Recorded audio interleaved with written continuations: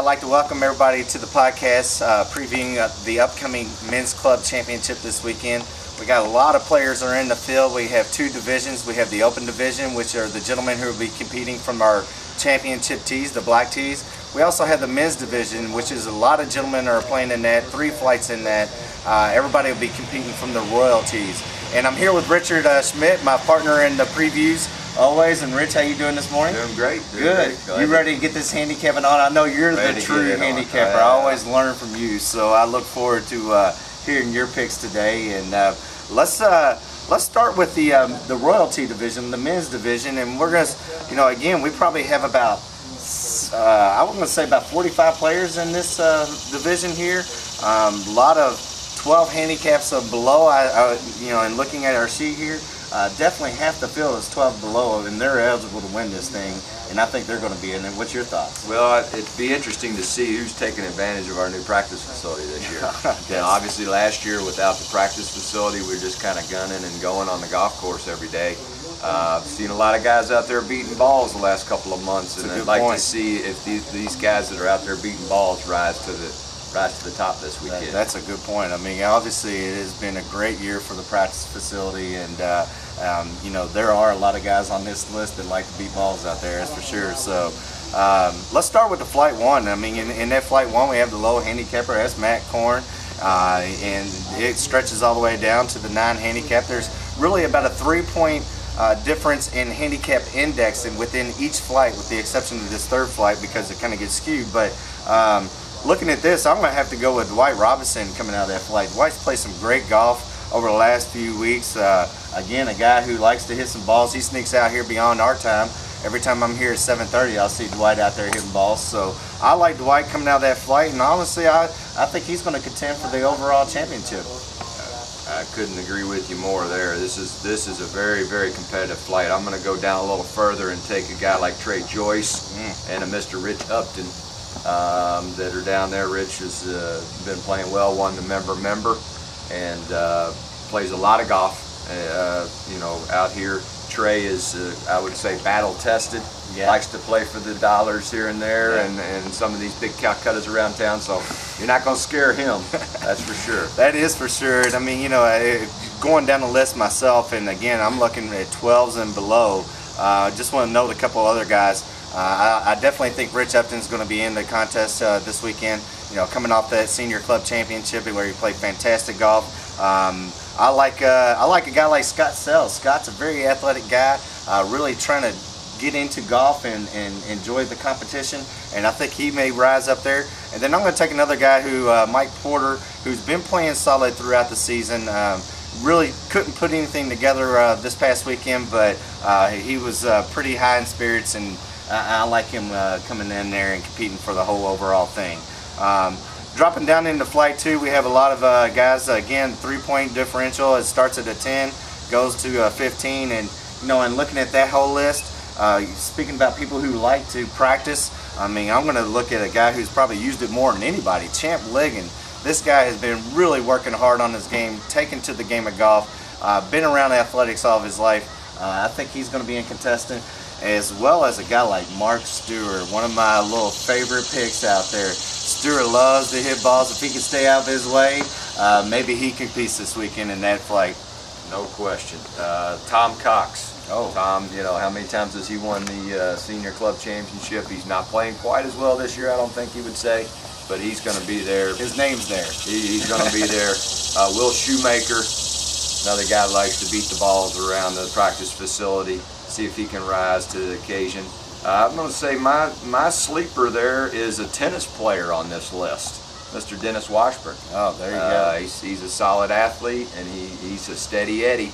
Yeah, Dennis been playing great golf right here, and I mean, he is moving back to the royalties, so we'll see if he's able to handle that length. But I mean, when you say Tom Cox, everybody knows who you're talking about, and so that's he's definitely going to be in there. And as I look at that, and I want to just go out and throw a couple of sleepers out there, I'm going to throw another sleeper out, and that is the guy who won this last year, Tony Hall. Tony's been working hard on this game.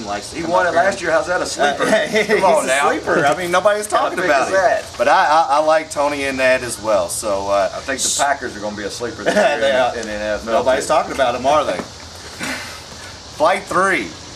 Going into that last flight again, you know, this is where the handicap differential gets a little skewed, but it's still tightly contested. And you know, the chalk of the field and the lower handicapper is Don Marquis. What do you think about Don and his game? I'll tell you, it's a nightmare to think about his game. There's a guy that can shoot 37-57. Oh, I know, in the same round. So we're talking about 9-hole matches or match play. The guy, do not play the guy. I promise you. 18-hole stroke play. Might have a chance. You might have a chance. I just want to know if Bruce Kramer's going to be caddying for Don. I mean, that's the thing. If he has Bruce out here on his bag, he could get a win. Well, I think Don definitely will be right there. You got guys like Jim Stricker. You know, he's going to be in there. It's a mechanism of action. Mark Carroll, solid player. I think my pick in that group is going to be Doug Driesbach.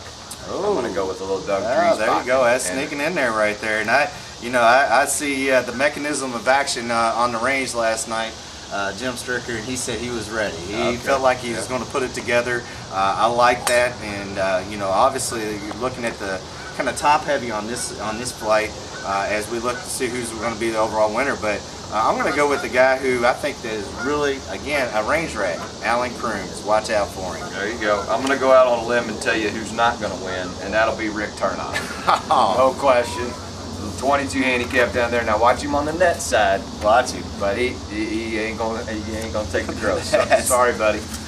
Well, go Pack. Go Pack, go. Well, let's go into the open division here, Rich, and let's talk about where all the best players are playing and our club players. And we're looking down here, and again, we got 2 flights in this division. Everybody's playing from the championship tees and is eligible. And there's some really good golfers in top heavy. You know, the 4 best players in the field: Drew McWhorter, Eddie Burt, Ben Johnson, and Steve Snow. So they're all right there from a +1 to a 1.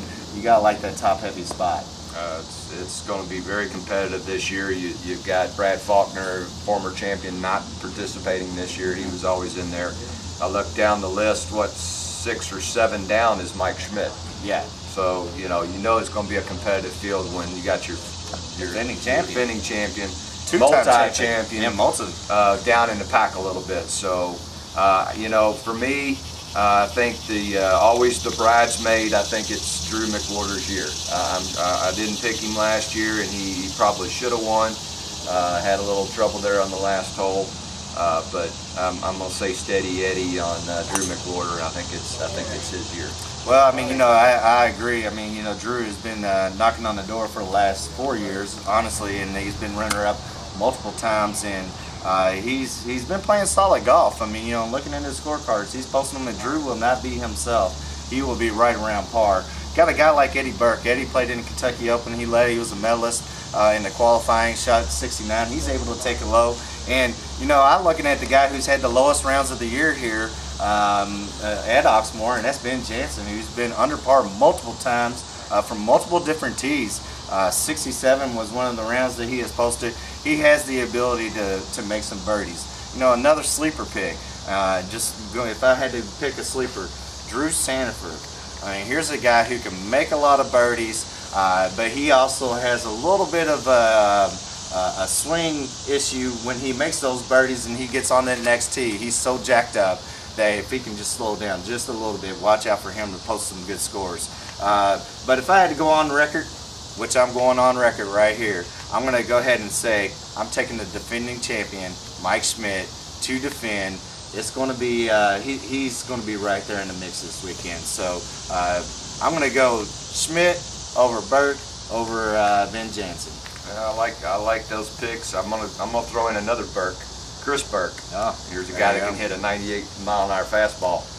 He's battle tested as well, and certainly not going to be you know, nervous that he's well down in the pack and facing these big boys. Throw him in there as well as a guy. Even, you know, I think the golf course is going to play firm and fast. Right. If Anthony Thornton can keep it between the pegs, he's going to be hitting a lot of shorter irons in there, and I think he can definitely post up a couple good scores. But overall, I'm going to start with Drew. Go Drew McWhorter, and I'm going to put him over the top of Chris Burke and Eddie Burke, the Burke boys. Burks, he's boxing the Burks. So you know, again, I truly appreciate everybody's support.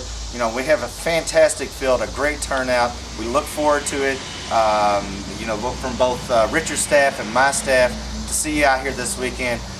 And just want to know one last thing, and that's Mike Coy and his staff and what they've been able to do over the last 2 months. It's obviously been a challenge, but it is something that he is really rising up to, and the golf course is in good condition. Absolutely. All right. Working hard. It's been a tough summer, but you know, we're making progress, and the golf course is going to play great for the weekend. Look forward to seeing y'all this weekend. Thank you very much for checking our podcast out here at OxmoorCountryClub.com.